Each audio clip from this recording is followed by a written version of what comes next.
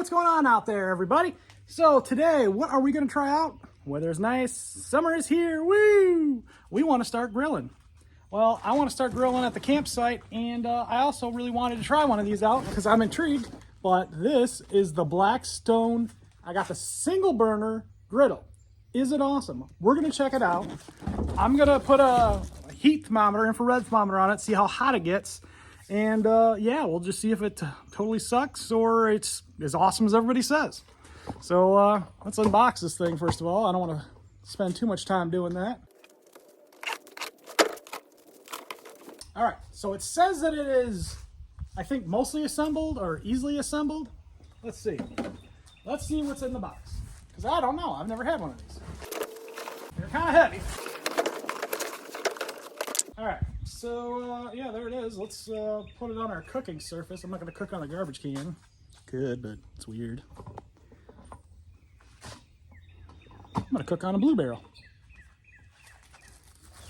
That's not weird.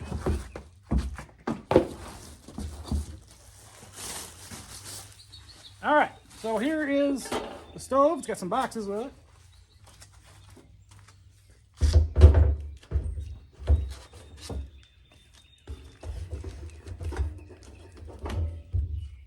And then here is the cooking surface, which is very heavy, like cast iron. Take a gander at the instructions, just for fun. Washing your griddle before first use. Soap will ruin a seasoned griddle. This is the only time you should use soap on the cooking surface. All right, so we'll clean it a little bit. I think I'm just gonna use a wipe though. So what's in these boxes? This one looks like a drip tray. Drip, drip, drip. Okay, so this is kind of cool. It comes with these little Blackstone throwaways, which is kind of neat. I think I just clips on the back.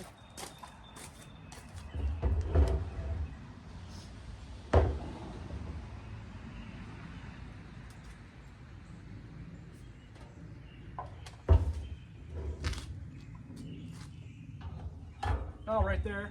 Just clips right there. Let's see what's on this other box. Like how I wrote those instructions thoroughly.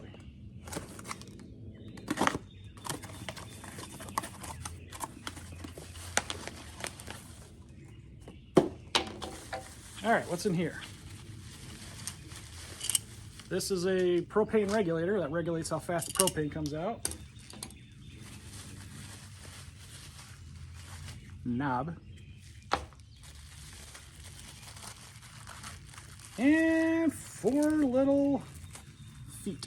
So I'm going to say this is essentially a non-assembly thing.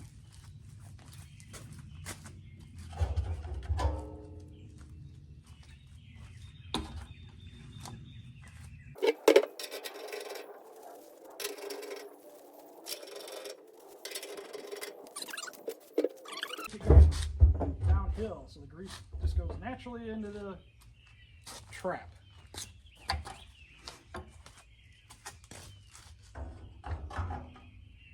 Okay, there's a little plastic cap over here.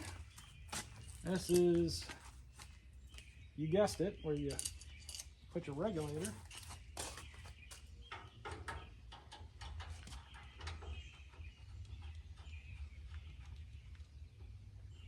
All right, and that just screws on like so.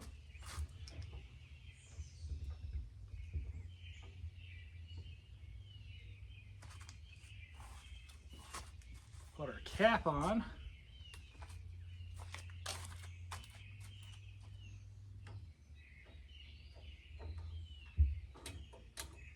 Okay, and this has a piezo or piezo spark light. So when you click that, when you hear the clicking noise, it's actually sparking. And then the fuel that these use is just your regular cans of propane. You don't have to use Coleman. Everybody sells these, Walmart, Meijer, you know, wherever you're at. A lot of grocery stores sell them.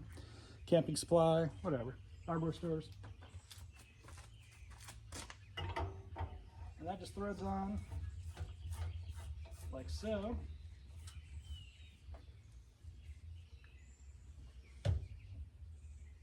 Okay, let's put our cooking surface on.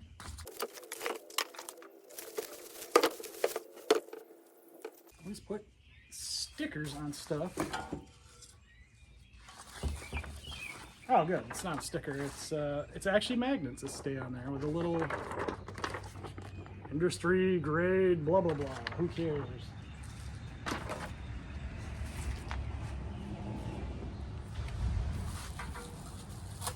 All right, and then I believe this just sets four little holes.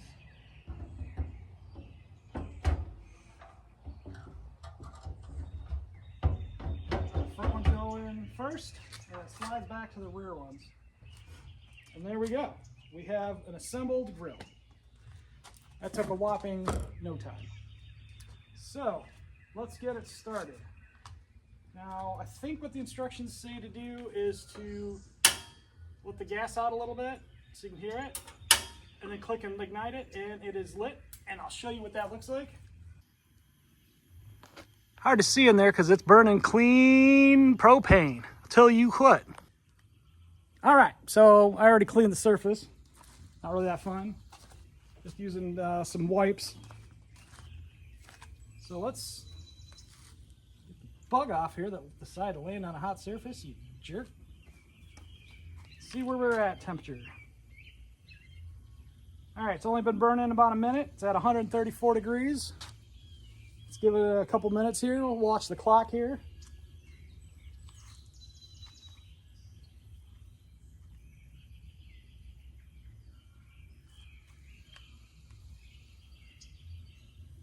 $145, $150, $163. Let's get it up to about, I think $350 is where we cook burgers. See where we're at temperature wise. We're at 200 degrees and climbing. I'm gonna throw one on there just to see what 200 looks like versus higher temps. I'm just gonna be using a little 80-20 ground beef. I can patty them up to nice quarter-pound sizes. Oh yeah, that's the sound you want to hear.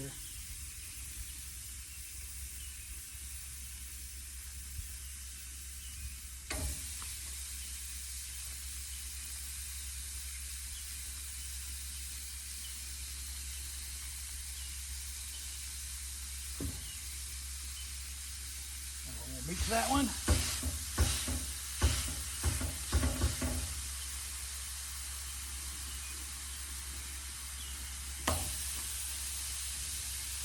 This is just about a pound of meat. So I'm making 4 quarter-pound burgers.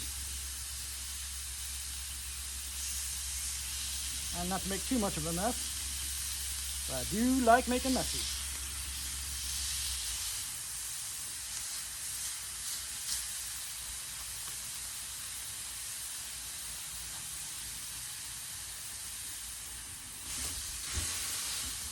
Oh yeah. Let's take the temperature here. I'm gonna wash my hands real quick, I'm greasy. All right, let's see what our grilling surface is at. 260 degrees.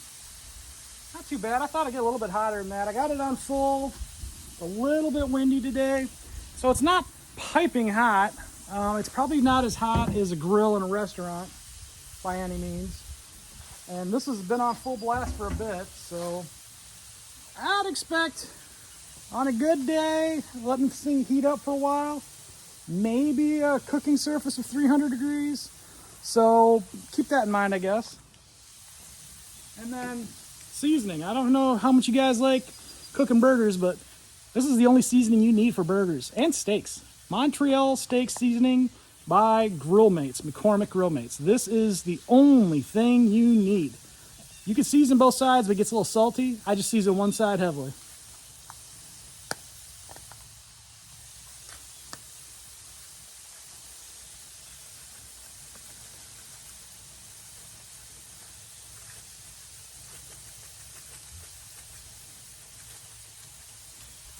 Now, if you want really fantastic burgers, I'm going to give you a little secret on top of using this seasoning that you should use.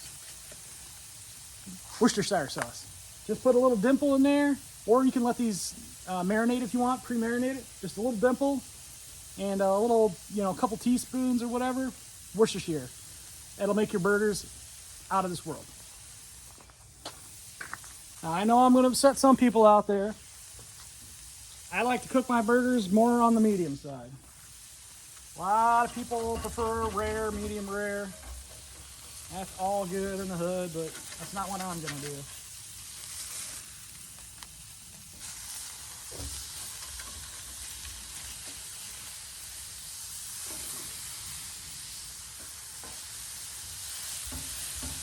You don't actually want to press them like I just did. That's a bad idea. Because when you do that, you press all the juice out of them.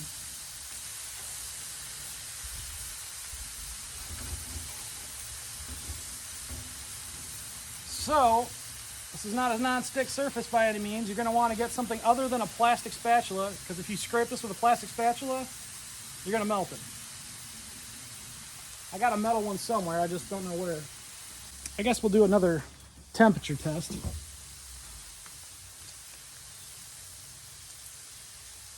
300 degrees. This is closer to where I want it to be.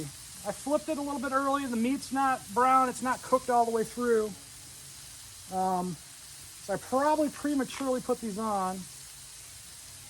I would probably wait for the grill to get up to 300 before putting them on. I think I put them on at like 260, 270, almost 300. I can hear the wind blowing. And it's, it's rippling my fire a little bit, but it's still cooking pretty well. Hasn't blown out or anything. Haven't made too big of a mess on the sides, which is good.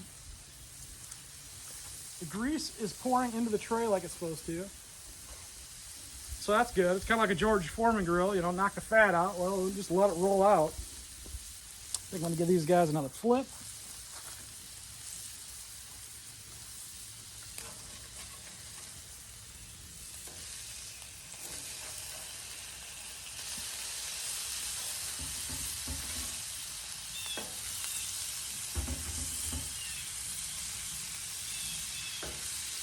Meat's falling apart a little bit.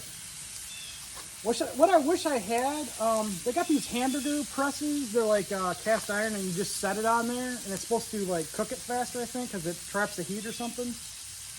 I'd probably recommend that, because this, I like to cook on a piping hot grill, like a barbecue grill, and just like turn the heat all the way up, get it up to like 800 degrees, and throw stuff on there, and just char cook it real fast. And that way there, you can get the outside nice and charred and the inside nice and medium. With this is a little bit slower cooking, and I'm cooking all the way through it, which kind of sucks, honestly. It's not the most desirable method. And I'm new to this, so I'm going to overcook a little bit, just to make sure that, everything is nice and cooked. Let's see if I can find a metal spatula. All right, I could not find a metal spatula. These are pretty good and cooked, though.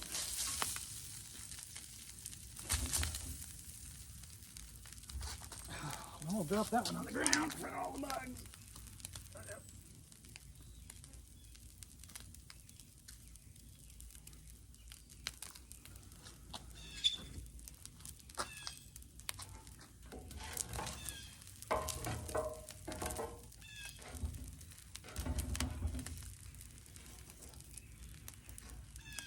It's easy to pick up stuff when you go against the walls.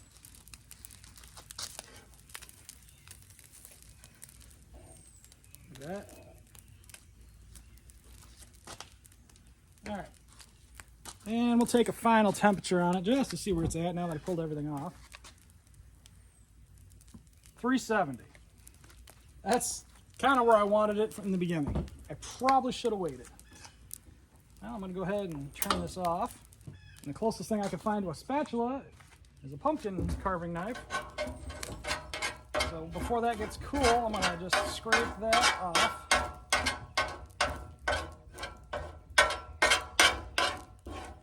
Now the grizzle, you push it right into that little trap there.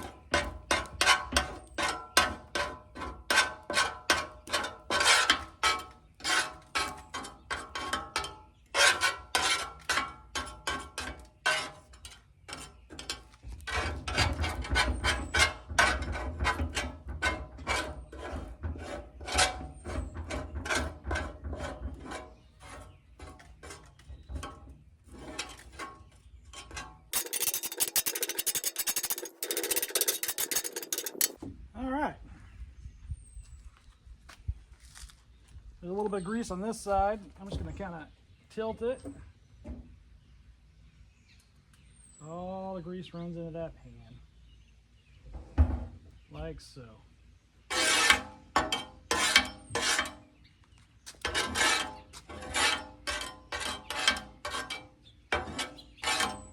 All right, the instructions say to clean this, just put a little water on there.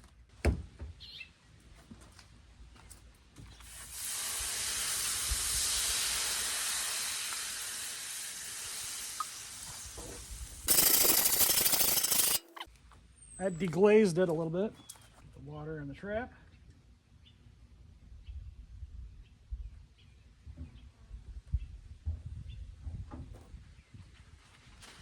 Okay, and the rest of this we just kind of wipe out.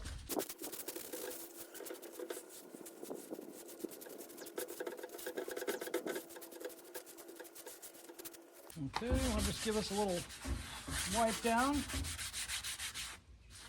Try to get most of the drizzle off. Okay, guys, do not use soap and water on these. After they're seasoned, you just need a little bit of water just to deglaze it, and then you're going to want to use some oil. So I got some spray vegetable oil. That's what I like to use because it's easy. And just spray it down real good. Because we got to remember, guys, this is cast iron. And you do not want that to rust.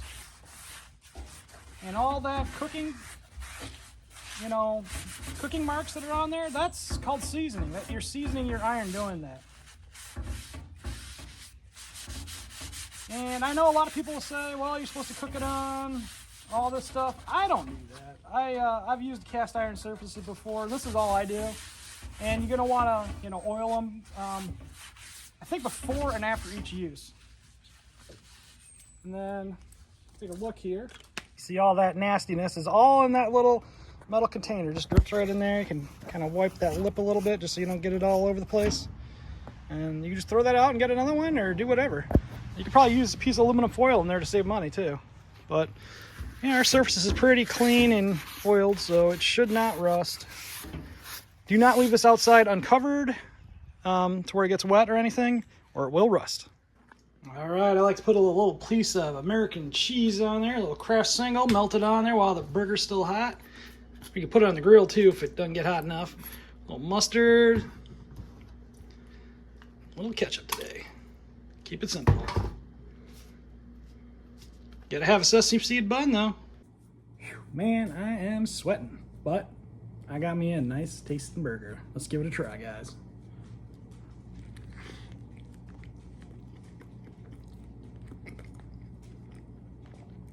Oh yeah, that's summertime right there.